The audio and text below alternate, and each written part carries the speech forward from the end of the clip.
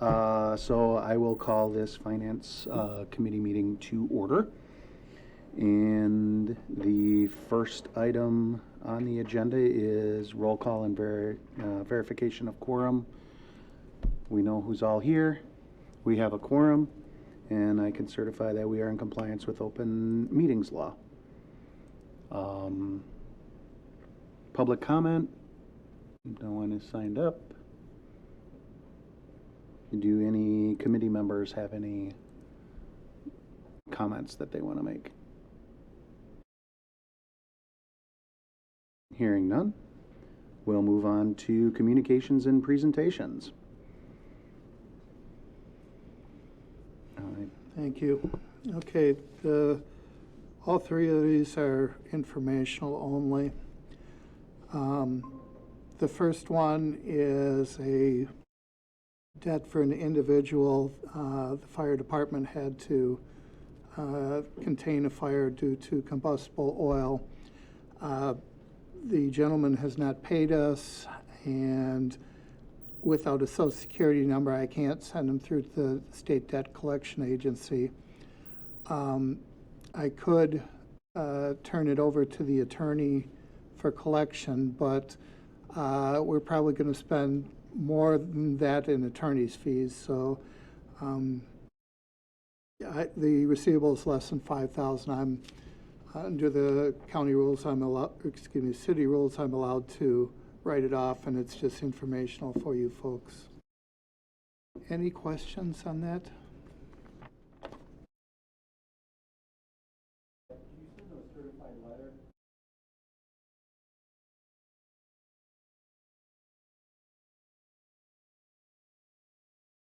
I've sent out letters before. It hasn't been certified, but this family has some other issues with paying planning charges and things like that. So I don't think there's a lot of money available from what I understand.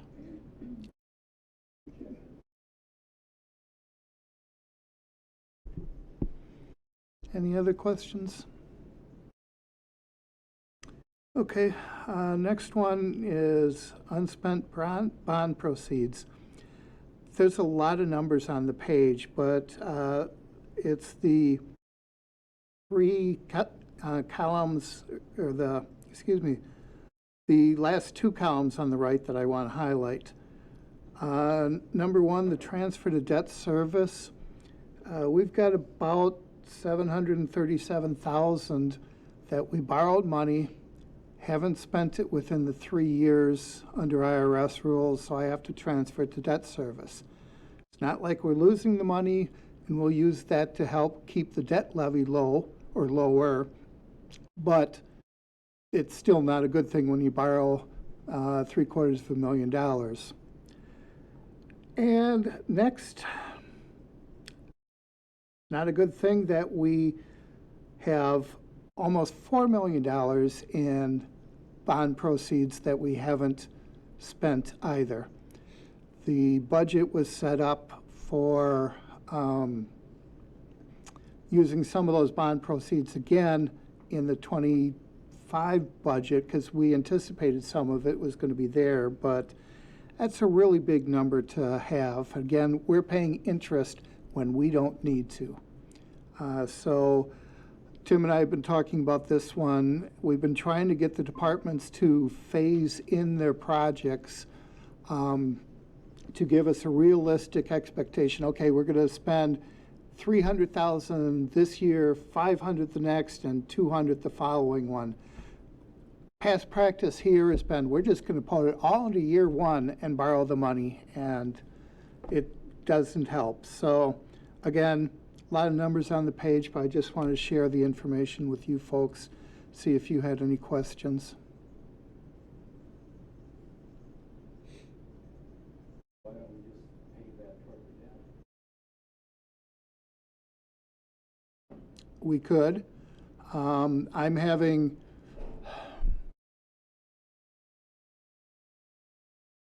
the fact that we could use that, you're right, that's an alternative. I've been trying to use up the balances in the capital projects funds, the two that we have. I'll be honest, I've got some departments that go over every year, and so we're kind of using it up, but I got to get the departments to pay more attention to the general ledger, because, it's hard. But if you as the Finance Committee and Council want us to use those excess bond proceeds for debt reduction in the future, we can certainly do that.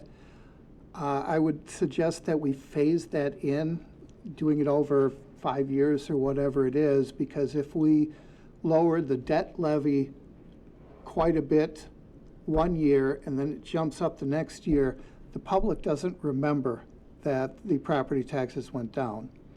Like this year, for the 24 taxes payable 25, our debt levy went up. The public definitely noticed. That was going to be my follow-up is what would be the risk if we paid that off? I assume there might still be work that needs to be done and we'd have to borrow in the future. Put it this way, and I'll probably get the designation wrong, but Mant Park, the PowerPoints showed 1A and 1B. The budget only included money for 1A. So I think I've got some available debt proceeds. They've been diligently asking for it, but I got to work through all these numbers to see where it's at.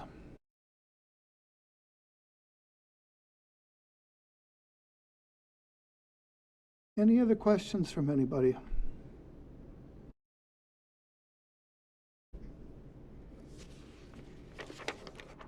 Okay, the next one, again, there's a lot of numbers on it, and I will admit it, I'm living up to my doom and gloom reputation. I'll try and be brief. It's basically 3 sections on here. The first shows the various and this is only the general fund, shows the various categories of fund balance, whether it's non-spendable, restricted, committed, and so forth. If you look near the bottom of that, just above the yellow line, the unassigned fund balance went from about 4.4 million to 3 million. That's a drop of almost 1.4 million. I highlighted the $1 million that the fund advances went up. And I'll get to that section a little bit more, but that's the major proponent of that. And like I said, I'll get to that. That's the bottom section. But and these numbers are not final. I know I've already had to add 26,000 in expenses to transfer to the Opera House because they had a deficit. Now, in the scheme of things, their deficit has been improving, so I'm glad to see that, but they still had a deficit. Next section, again, these are draft numbers, is looking at the fund balance policy. Because our policy says the goal is to keep 20 to 25% of budgeted expenditures in the unassigned fund balance. Last year, we were at 39.8%, calendar year 23. With these drops in fund balance, depending upon the issue with the Stoughton Utilities rent, how that's decided, without any rent, we're at 24.5%. With the rent coming in, it's 26.6%. So we haven't been in that situation for a while, and if we get to the budget going forward for 26, I know the Finance Committee is not thrilled that we had to use some in 25, and that's taken into account already. But for the 26 budget, I am not going to recommend we use any at all, and we're probably going to have to make some cuts in areas. The third section is the cash advances to the various TIDs. And they started out the year owing the general fund $1 million, and they borrowed another $1 million from us to pay for their costs. Our TIDs are bleeding money. That's way to put it is frank. Now, somewhat it's increased because in '24 we made the decision that we were going to charge the TIDs interest because we don't have that money to invest in the general fund. So that's something we started in '24. The '25 budget is built on that. So in some ways that did inflate the TID negative cash. But if we didn't do that, now the TID negative cash might have gone up to 1.6 or something like that, but that would mean the general fund had 400,000 less revenue. So the bottom line is going to be the same no matter where you put it. So, and then the last thing I've got down there is the two TIDs that have a positive cash balance have about 900,000, which is good. But you want them to have cash. Kettle Park West is doing best. That's got a long life through 35. TID 4 downtown, we're going to be closing that in '26. So there's not a lot of life left there. So that's a lot of information I've been throwing at you folks. Do you folks have any questions?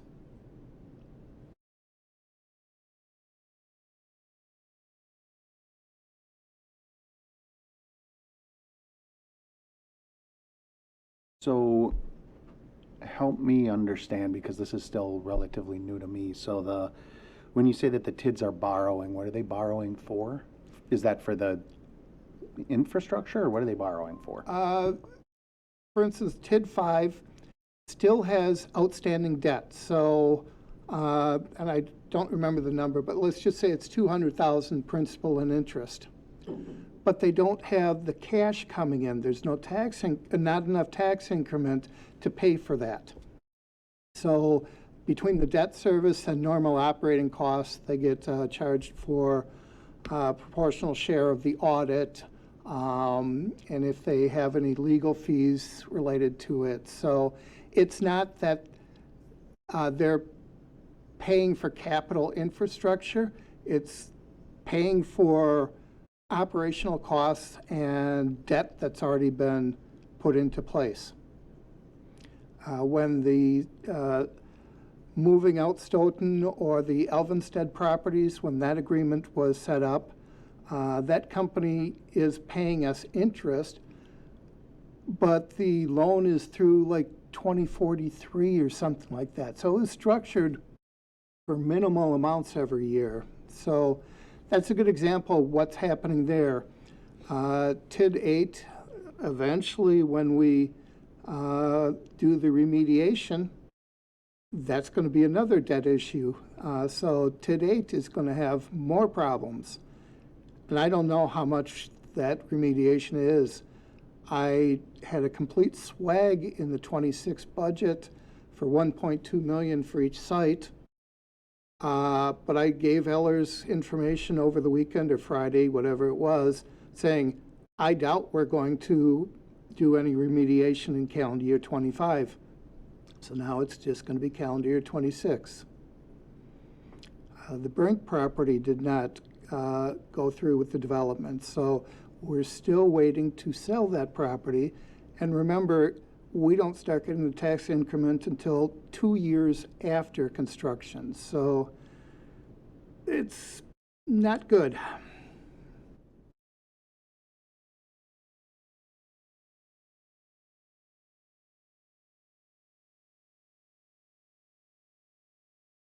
In the Alexander company you're referring to, Tim, do you want to handle that one? Yeah, they're scheduled to be at the RDA meeting again next week. So they're still, they're looking for a partner. Their original partner decided that it wasn't going to work for them. So they're talking to other interested parties for the other half of the property down there. And then that one of the other companies they talked to I had a conversation with this afternoon, and they're gonna send me some financial information so we can see if their numbers will work and if the TIF will cash flow based on their projections. So there's definitely some interest. We're in a period with a memorandum of understanding until April with Alexander to do their due diligence.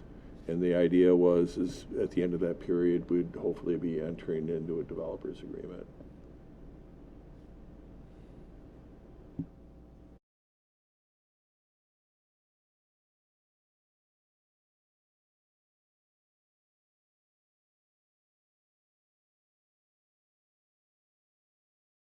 Any other questions on the topic of this fund balance recap at all from anybody?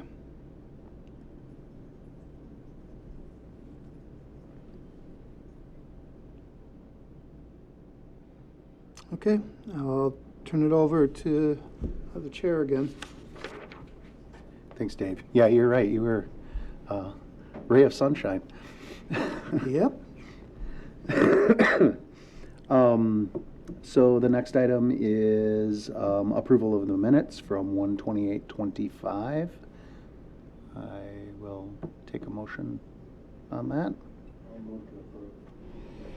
Moved by Ozzy, second by Greg. Any comments, corrections?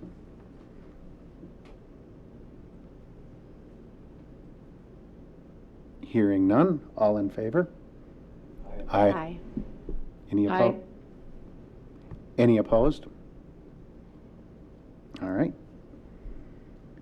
Next item is, hang on for just a moment, I gotta pull this up here.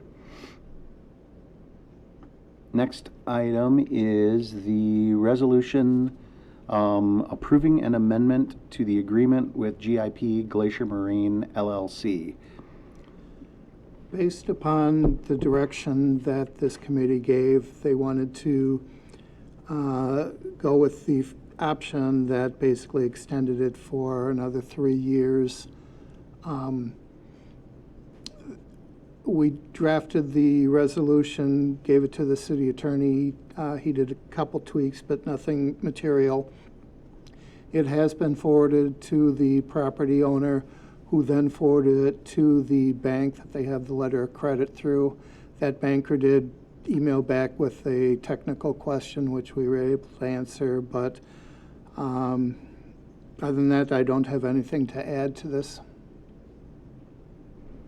And if I remember, the one question we had was the expiration of the letter of credit. Yep, And that's that's all taken care of. in here, that whereas the amendment requires a new irrevocable letter of credit in the amount of $130,000.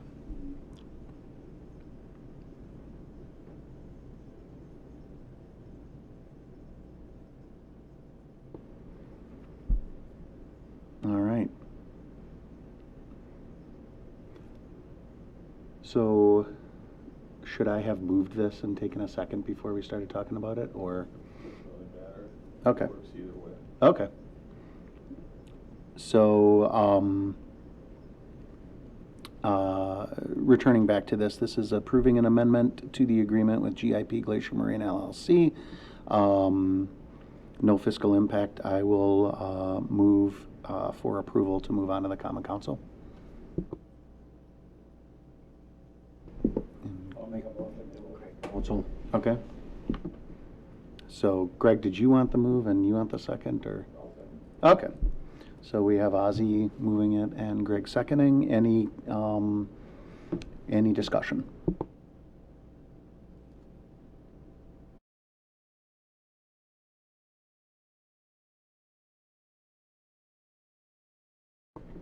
Okay. Hearing none. All in favor, please say aye. Aye. Aye. Aye. Any opposed? Okay. We will move that on to the council. All right, the next item is discussion and possible action regarding Stoughton Utilities building rent for 2023 and 2024. I don't know if I have anything to add beyond the memo that I'd put out last time. Jill, is there anything you want to add? Since we met last, we were able to sit down and have a meeting with the mayor and with Dave and Shannon. We discussed kind of the situation, kind of what led us up to where we're at today, and kind of how we can resolve this going forward. I know there was a discussion at last meeting about us having some administrative fees that weren't paid, and that's because ultimately those fees were invoiced incorrectly, and so we had sent back kind of what we thought was the correction. We got lost in the shuffle, I guess, and we never got a response back. That's now been resolved, and those have been paid. Since then, we also tend to talk through kind of the crux of this entire thing was our lease expired actually February of 23. And at that point in time, the city attorney determined that a lease agreement was not in the best interests of everybody because it was kind of leasing back to ourselves. So Dave attempted to kind of put something together that would, create an understanding. Unfortunately, the understanding missed a lot of the details that a typical lease would have in place. So we kind of came back and forth through that process of trying to come up with some sort of a framework that would work to be able to understand what monies were being exchanged, but also the terms of the lease itself. Through kind of all of that investigation, we then also did find that there was the original lease had a PSC regulatory issue related to it. So going forward, the lease is to be basically maintenance. The original lease was that we paid a certain amount and then we did 100% of all the building maintenance for the entire building. Going forward, what our utility attorney said was that ultimately it should be depreciation and maintenance, whether we pay the city to do the maintenance or we pay the maintenance ourselves for the building, with the intent basically that the city can't make money off of its utility. So what we kind of formulated to resolve this entire issue is we met in January of 24 to determine what the amount would be for 23. Basically, we set that based on the original lease that was in place. Then in 24, we kind of talked about at that point in time, let's figure out what it is 24. We said, well, we've got a whole year to figure that out. We budgeted based on the lease that was in place at the time when it expired. And that's what we budgeted for. And then for 25, it's the depreciation. So what we have talked to Rick Manthe, and I'm sad that he's not here, but basically formulated a new lease that highlights that 23 would be the amount of the original lease, 24 would be the amount consistent with the original lease, because basically the original lease said that there was a 3% increase or CPIU. In 2023, I believe that was 6.26%, or excuse me, 7.17%. For this 24, it was 6.26%, I believe. So basically that means $120,000 for 23, $128,000 for 24, and then 25 we would have $20,000 consistent with the PSC regulation related to depreciation. So we've put together an agreement, put that to City Attorney Rick Manthe. I did speak with him. He said, generally speaking, that all sounded fine with him. He is going to review that. We do plan to take that to the Utilities Committee and then hope to bring this back to all of you, assuming once all the attorneys get through all that legalese and figure out everything that they're comfortable with for the next meeting in February, and then for City Council approval in February. It does continue out the issue, though, that the lease is basically set up, for now anyway, through 25. Without any, working, out something different. Basically, the release will continue, but I think that's with the building sale being kind of up in the air and all of those things. I think it's something that we'll probably want to revisit before we get close to the end of 25 if the building hasn't sold by that time.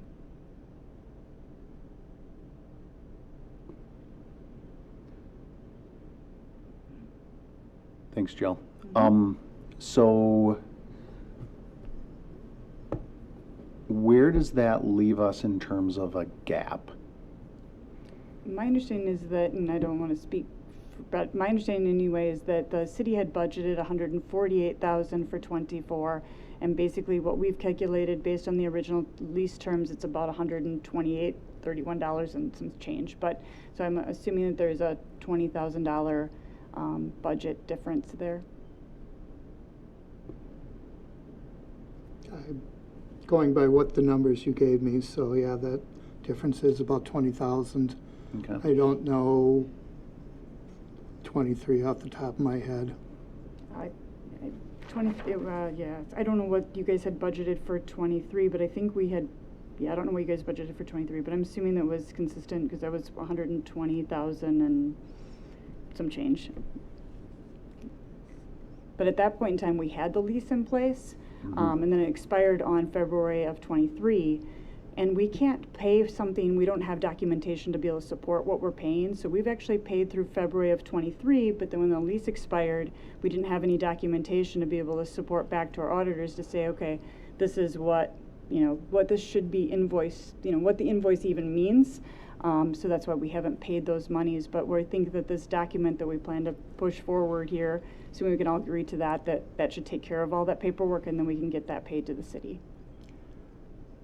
I disagree with that statement. Your audited financials recognize the expense, recognize the liability. Your public safety report has to match the audited financials. The numbers that Shannon shared this week, or last week, I'm sorry, for the amount that you guys owe, again, shows the expense for 24 and shows the liability for 24. You have gotten invoices from us in the past, so I disagree with the statement that you need something. You've got the liability on your books. If I was another company, I'd say, you've got it there.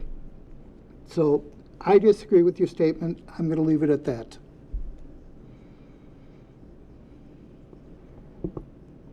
So I think that's something you guys can talk about offline. I don't know if it really changes the numbers or not. It doesn't change the number, but Yeah, so I I think- felt I needed to say something.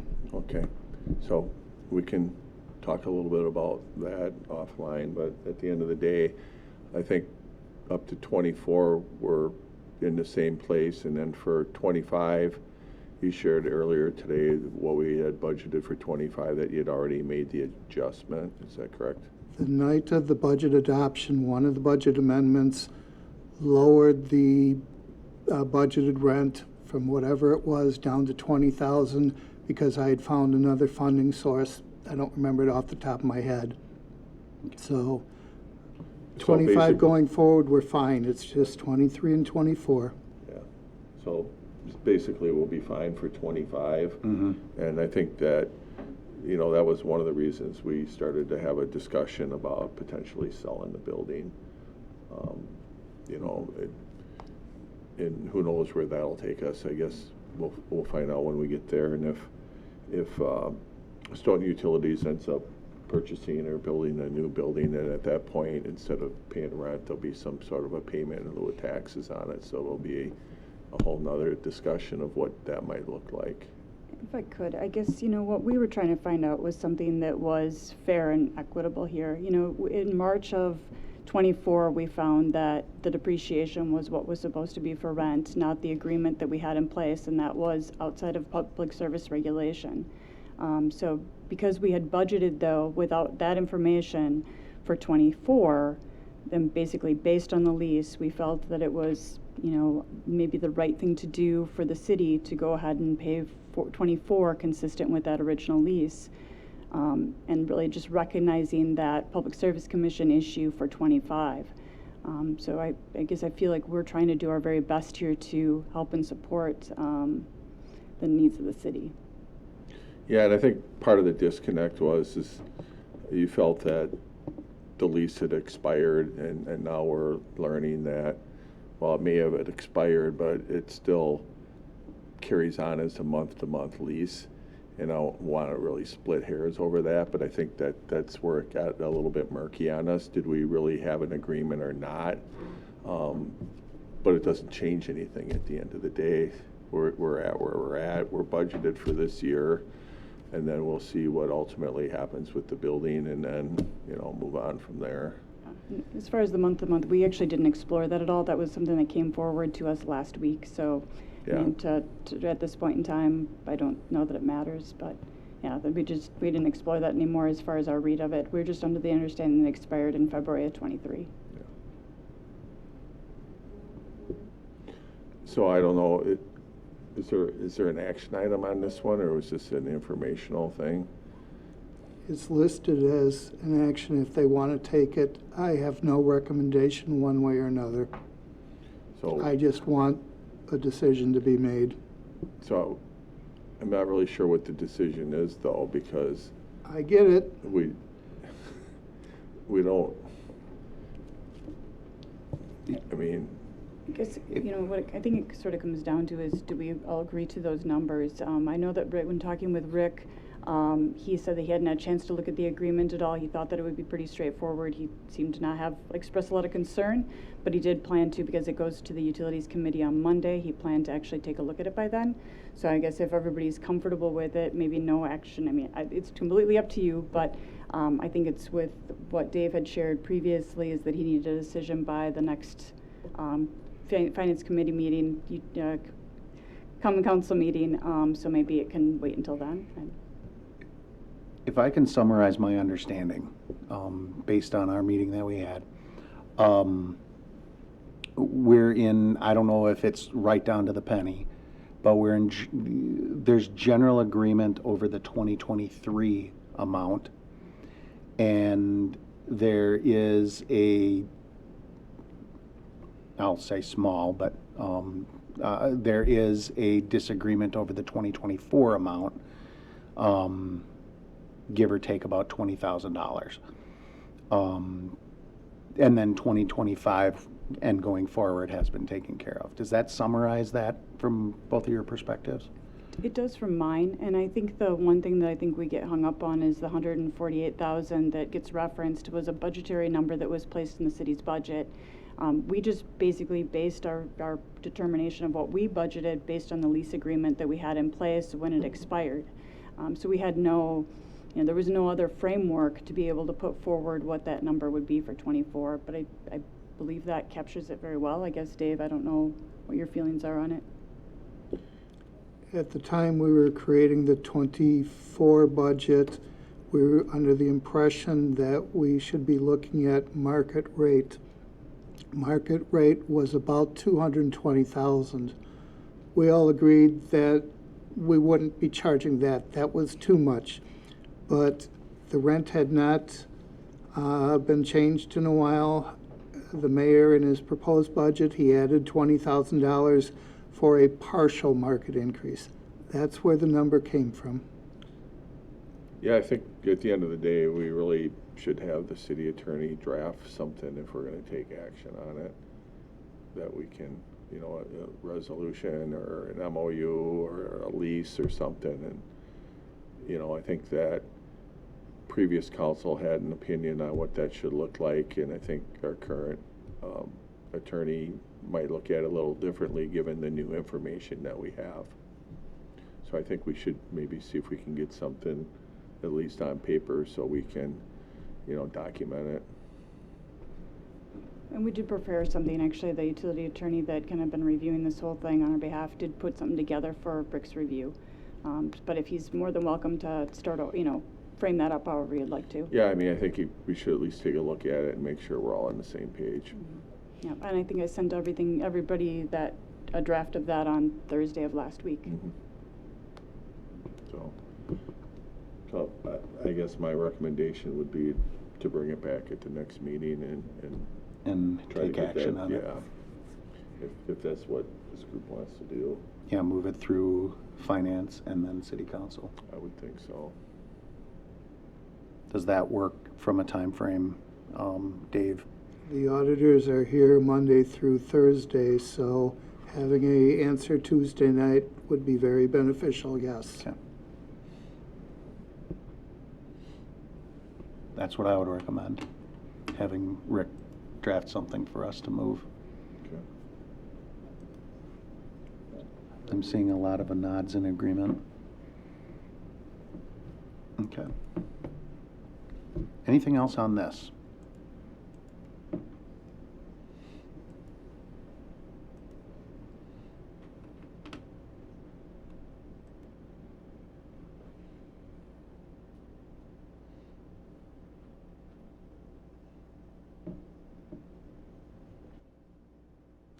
All right. Hearing nothing, we will move on to Excuse me, sorry. Item 9, discussion only of proceeds from the sale of Railroad Depot building. So this one here, Alderperson Legacki and President Schumacher had reached out and said they were going to put a resolution together, which is in the packet, regarding what would be appropriate for the depot sale and potentially some of the proceeds going to the Historical Society. So there's 2 documents in here, and the resolution was drafted, I'm going to say, early last week, if I remember right. All the days run together. And then on Friday, I met with Nancy Hagan from the Historical Society, and the other document in there is basically a summary of where they're at and kind of their proposal to the city as far as what they would like to do and potentially the city's participation. So we want to at least get this on the radar as we get closer to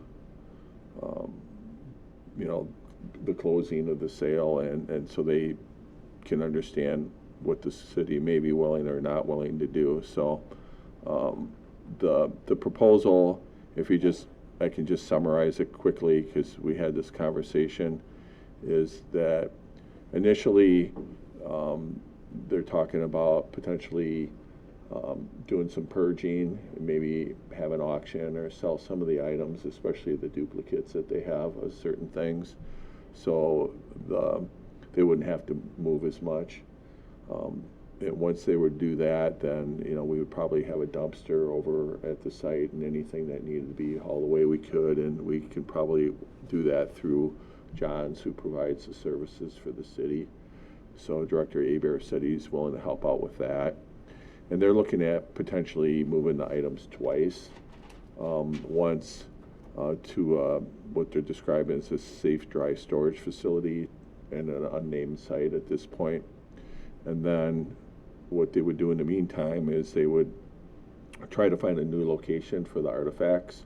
So they're looking at a couple different options where they might do that. There's some thought that they might be able to add on to the carriage house or the garage next to the museum to house some items. They would gain quite a few wall spaces.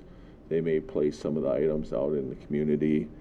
They could potentially put a structure up next to the Pioneer House or the Luke Stoughton House, which is down on Division Street. And I'm sure they're still looking at other options with the idea that they would be managing 2 sites instead of 3. So I think that would make it more efficient for them.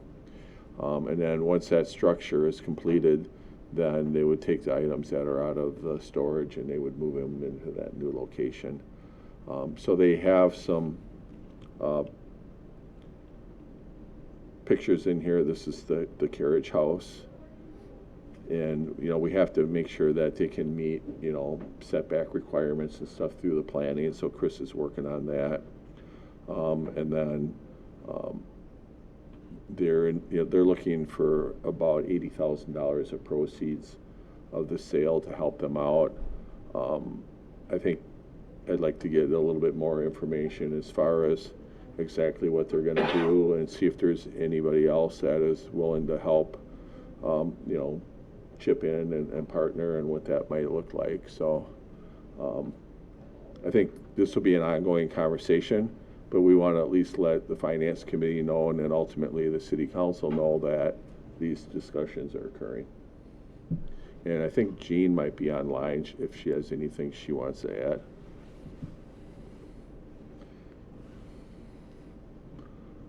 Oh. She was.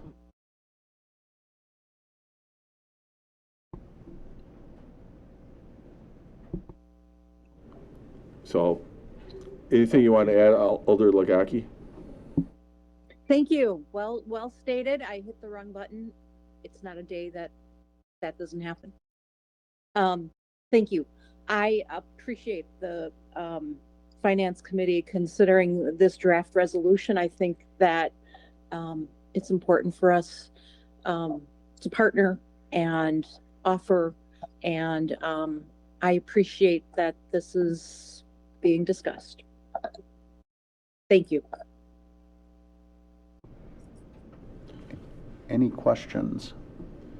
So I think the plan is we're going to ask at council tonight if there's any council members that are willing to work with the Historical Society. They're kind of forming their own subcommittee. After a conversation with Nancy, it was agreed upon that it would be way more efficient if it was their subcommittee than the city's because of open meeting laws and the work that's involved trying to get quorums and all that. But she would like to have one or two council members that could participate in their discussions in order to be kind of that liaison between them and the council and keep the line of communications open. So I told her I would mention that tonight as well.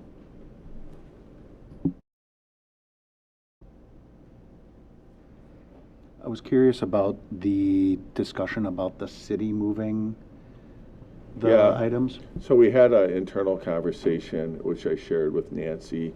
I talked to AJ in risk management, and I talked to Director Abear out at Public Works, and we would prefer to just pay somebody to move the items. We don't want the liability risk. And for some of the items, they may need some specialty things. So for example, on the wagon, they might need a flatbed. We don't have that anyway.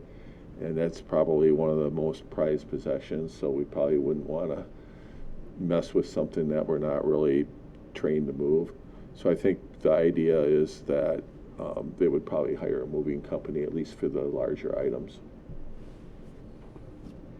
You read my mind about the liability. That's exactly where my mind went. Any other questions on that?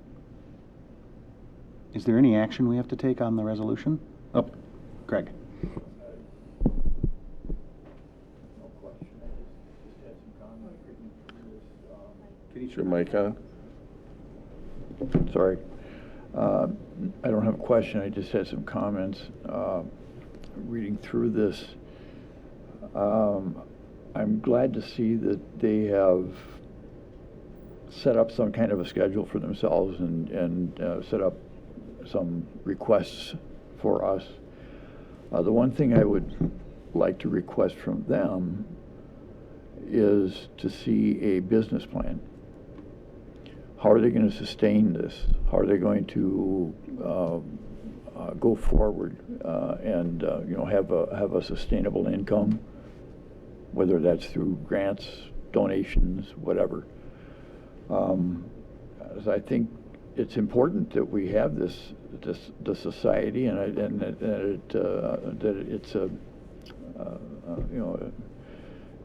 it supplies the city with the information that people can research and so on. So they need to have some kind of catalog system. They need to have somebody to do the cataloging, and I just don't see that, and I'm concerned about that.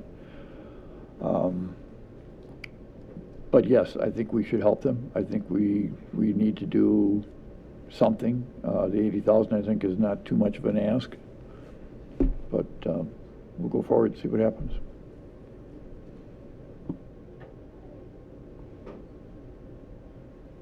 Is there any action we need to take? No, I think we wanted to at least get you in the loop, and once we dial in the number, I think at that point we might want to take action on the resolution. But at this point, I don't know if that number is firm yet or not. I mean, it was one conversation, and I'm guessing there'll be others. So I don't know if we're ready to commit to that or not. I guess that's up to you guys, but I wasn't really planning on committing to it tonight. No. I think it's safe to say we would commit to some level of support, but I think numbers are going to be needed there. But thank you, Tim and Jean and Brett, for doing the outreach. Anything else on this one? Otherwise, we'll move on to the next item.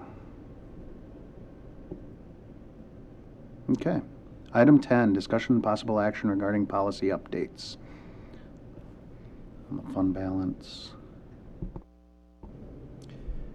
These 4 policies have been on the agenda for a while, so you're aware of them. Nicole Marie was gracious enough to actually draft the initial policies. I did some review on it. I thought everything looked good. So I'm going to open up the floor to you folks. How would you like to proceed? Do you want to handle each one by itself? Do you want to defer to next meeting? I'm not sure what you folks want to do at this point. You could also just make a recommendation to staff to actually draft a resolution that would come before you at the next meeting for potential recommendation to City Council. So I'm opening up the floor to you folks. How would you like to go?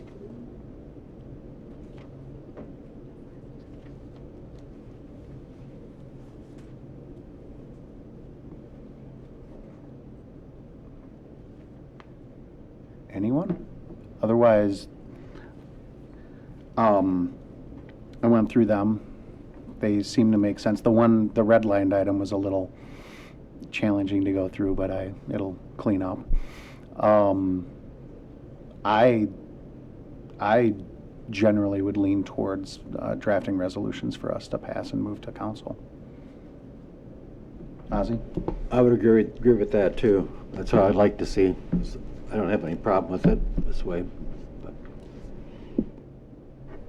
Is this the sort of thing that the attorney would review, or has he already? He has not. With this type of thing, we would be throwing it past him. Okay. So we'll probably be drafting it in our free time this week and then giving it to him next week so that we've got enough time before the meeting.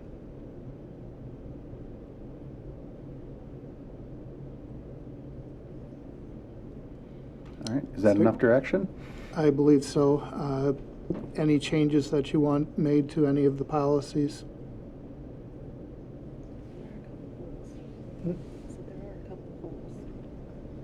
Okay.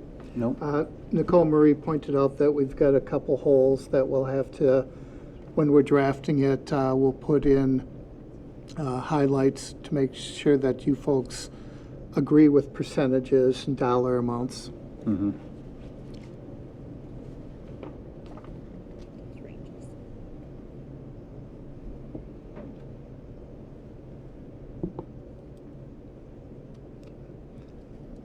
We'll probably discuss in more detail then. I believe I've got enough direction.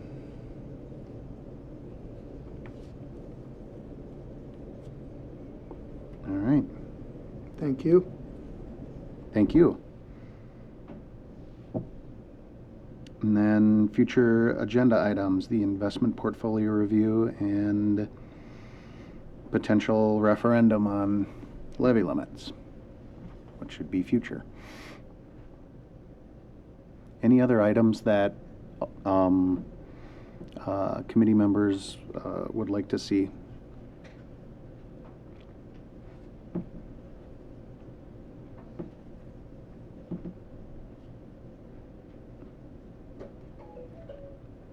Dave, Nicole, Marie, anything you feel like we need to put on? We add them at the bottom when we think of it, so. Fair enough. Okay. Then I would entertain a motion to adjourn. Moved by Alder Jensen. Second. Adrian? Okay. All in favor? Aye. Aye. I Any opposed? All right, we're adjourned.